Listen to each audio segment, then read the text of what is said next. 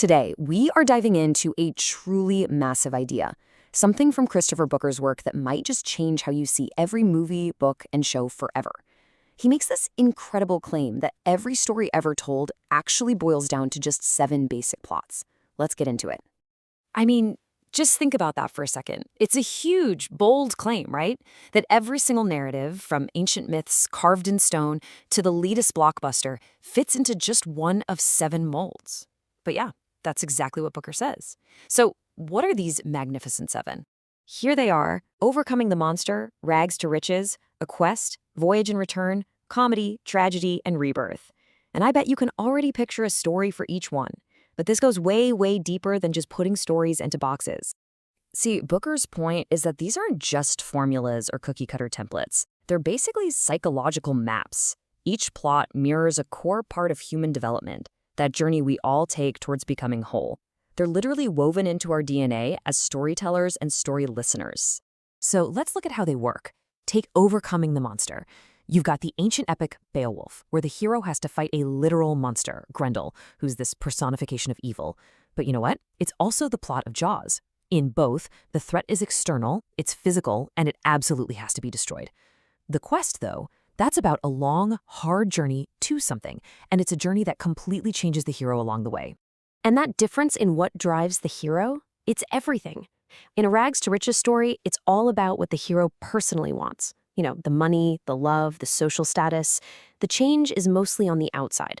But in The Quest, the hero often has to push their own desires aside for the good of the mission. That journey forces an internal change, forcing them to grow up and face their flaws. Of course, no hero ever really makes it on their own, and that's where these light figures come into play.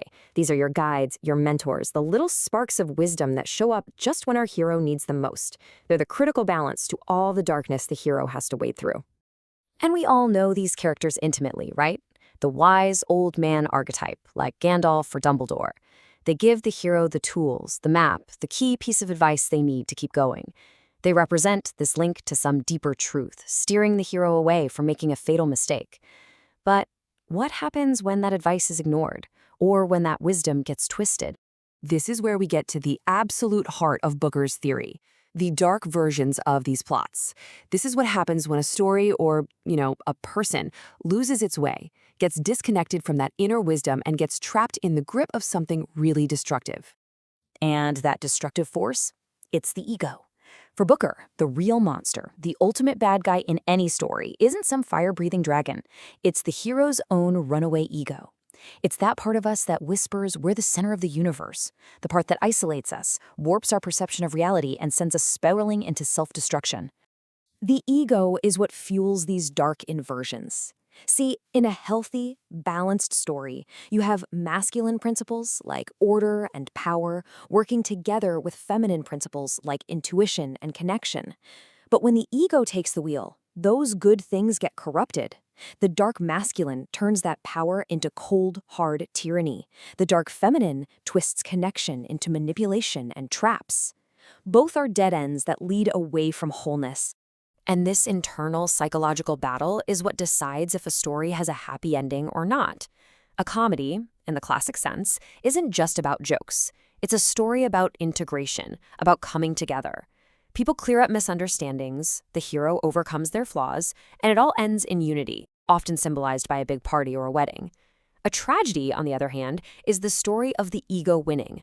The hero has that fatal flaw, that egocentric blind spot, that puts them on a collision course with reality, until they, and usually everyone they love, are just destroyed. Okay, so if these plots are really maps of our own minds, then wow, understanding them gives us an incredible amount of power. It lets us look at the stories we're told, but also at the stories we're living. And that's this idea of narrative sovereignty. Which brings us to this absolutely vital question. If you look at your life and realize you're stuck in a tragic loop, or maybe you've been cast as the villain in somebody else's story, can you actually wake up and decide to write a new script for yourself? Booker's whole theory screams, yes, you can. And this is a really powerful tool, especially for people from marginalized communities. BIPOC, LGBTQS+ folks who've been forced into these oppressive, negative story roles by society. By understanding these plot templates, you can see the dark version you've been handed, you can call it out for what it is, and then you can consciously choose a new plot for yourself. Maybe it's rebirth, coming out of a living death into a new life. Or maybe it's Voyage and Return, going out into the world and coming back transformed, stronger, and more whole. So for all of you creators, writers, and storytellers watching, let's make this super practical. How can you use all this to make sure the stories you tell are psychologically true, that they resonate, and that they don't accidentally fall into one of those dark traps? Here are 4 things to keep on your radar. First, see the whole. Make sure your story has that balance of psychological energies. Second, really nail down your hero's fatal flaw. What's their specific ego trap? Third, use those light figures to show there's a way out, a path toward the light. And finally, always remember the real goal isn't just winning the fight. It's about the hero transcending their own ego and becoming a more complete person. Oh, and Booker points out one more super simple but really profound structural tool, the rule of 3. Seriously, think about it. 3 little pigs, 3 wishes, 3 acts in a play. It's everywhere.